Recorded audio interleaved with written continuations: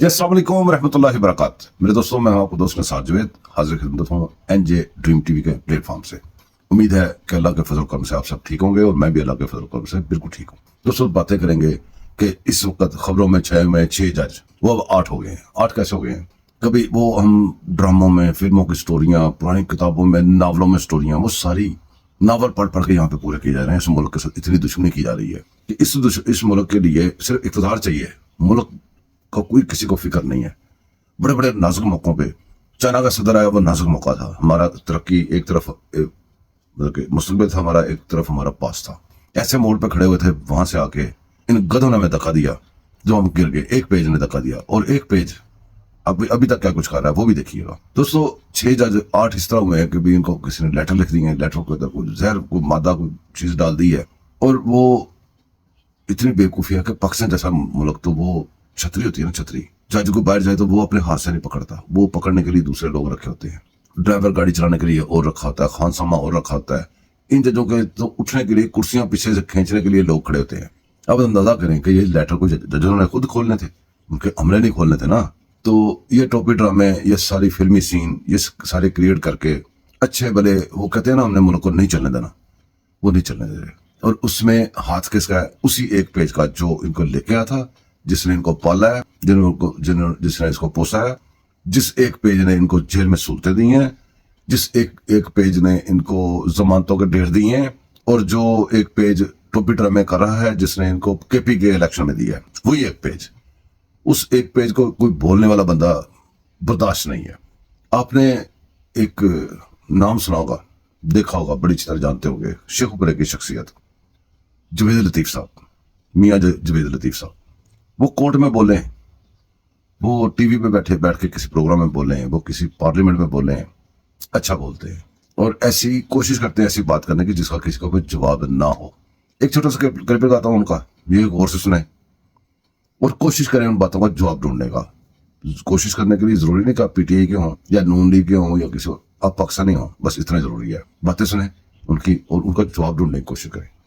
شوکت صدیقی تھے، انہوں نے بار بار ہر فورم پر دہائی نہیں دی کہ مجھے کون دباؤ میں لا رہا ہے اور کس کیس میں لا رہا ہے.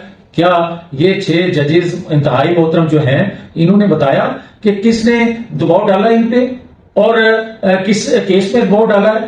جبکہ یہ بتانا چاہیے. اور اگر از خود نوٹس آج لے ہی لیا ہے تو پھر یہ بتانا چاہیے قوم کو کہ کب کون کس کے بیانیے پہ، اس کے بیانیوں کو اہمیت دینے کے لیے، پروان چڑھانے کے لیے، عام کرنے کے لیے فیصلے دیتے آئے ہیں اور فیصلے کرواتے آئے ہیں. کیا پٹیالہ جیل میں جتنے قیدی ہیں، کسی ایک کے لیے یہ سہولت ہے کہ قیدی جو ہے سپرنٹنڈنٹ جیل کے ساتھ معاہدہ کرے؟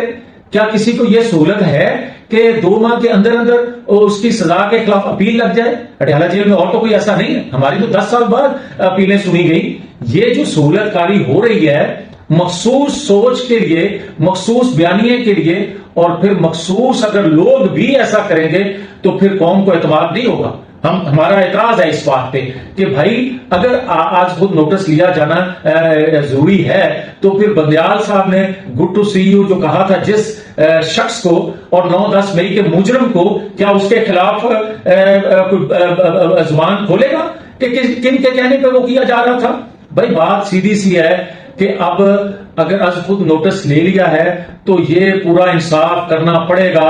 یہ مناسب نہیں ہوگا کہ انصاف بھی پک اینڈ چوز ہو کہ اس کو انصاف دے دو، اس کو بلی چڑھا دو. یہ نہیں ہوگا. اگر اس طرح کیا جائے گا تو پھر جو ہم کہتے آئے ہیں کہ سہولت کاری ہو رہی ہے، جو ہم کہتے آئے ہیں کہ نواز شریف نے پاکستان کے لیے سرو کیا، اس کے ساتھ عدالتوں سے ناانصافی ہوئی، ہماری بات سچ ثابت ہوگی. جی تو میرے دوستوں، میرا کہنے کا یہ مطلب ہے کہ یہ تو ہم نے جوید لطیف صاحب کی باتیں سن لیں، پہلے بھی سنتے رہتے ہیں باتیں، تو ہم سنتے رہتے ہیں باتیں، لوگ کرتے رہتے ہیں، بڑے بڑے کام کی باتیں ہمارے کانوں پہ جو نہیں تھی. اب سلسلہ یہاں پہ پہنچ گیا کہ ہمارے ملک میں جو کاروبار زندگی وہ مفلوج ہے تقریباً. وہ کیسے؟ ہم نے جو قرضہ لیا ہے اس کے قصے آتی ہیں، وہ ٹائم نہیں گزرتا، وہ ٹائم ایسے جلدی گزرتا ہے. اگلی قسط کا ٹائم رہتا ہے. جب قسط کا ٹائم آتا ہے پھر ہماری نیند کھلتی ہے، پھر ہم سوچتے ہیں کہ ہم نے کمایا تو کچھ بھی نہیں ہے، نہ ہی ہمارے پاس پیسے ہیں دینے کے لیے، تو کیا کریں؟ پھر ہم اس کے اوپر قرضہ لیتے ہیں. قسط دینے کے لیے بھی قرضہ لیتے ہیں. تو اس طریقے سے ہم قرضہ در قرضہ لیتے لیتے ایک ابھرتی ہوئی قوم جو تھے ایشین ٹائگر جس میں بننا تھا وہ ہم سنک ہوتے جا رہے ہیں, ڈوبتے جا رہے ہیں. اور ڈوبتے ڈوبتے اب ہمارے ناک تک پانی آ گیا ہے, لیکن ایک پیج اپنی گیم میں نہیں چھوڑ رہا. ججز کا مسئلہ ہے, قاضی فائز صاحب ہیں وہ ادھورے فیصلے کر رہے ہیں, دباؤ میں ہیں, جو کچھ بھی ہے. اور الزامات ایسے ہیں کہ جو ان کے دور کے ہیں وہ اب لگا رہے ہیں, کیونکہ انہوں نے سب کچھ وہ کروایا ہوا تھا. قوم ہے تو قوم زندہ باد اور مردہ باد میں لگی ہوئی ہے, تو نقصان بلا ہر طرف سے پاکستان کا ہو رہا ہے. پھر دوستوں کبھی غور طلب باتیں بھی سوچ لیا کریں, کبھی خبریں سنیں, کبھی کسی کی تقریر سنیں, کبھی کوئی حالات دیکھیں پاکستان کی. پاکستان کے تو Noon League, P T I, people party اور ان لوگوں کے بندے نہ بن کے پاکستانی بن کے بھی سوچ لیا کریں. غور کیجیے گا میری بات پہ, کوشش کیجیے گا کہ اس پاکستان کے لیے سوچنے کی. بہرحال ملتے رہیں گے کسی اور گپ شپ میں. دعا میں یاد رکھیے گا, میں آپ کو دعا میں یاد رکھوں گا. میرے چینل کو سبسکرائب کیجیے گا, لائک کیجیے گا, شیئر کیجیے گا. اللہ حافظ.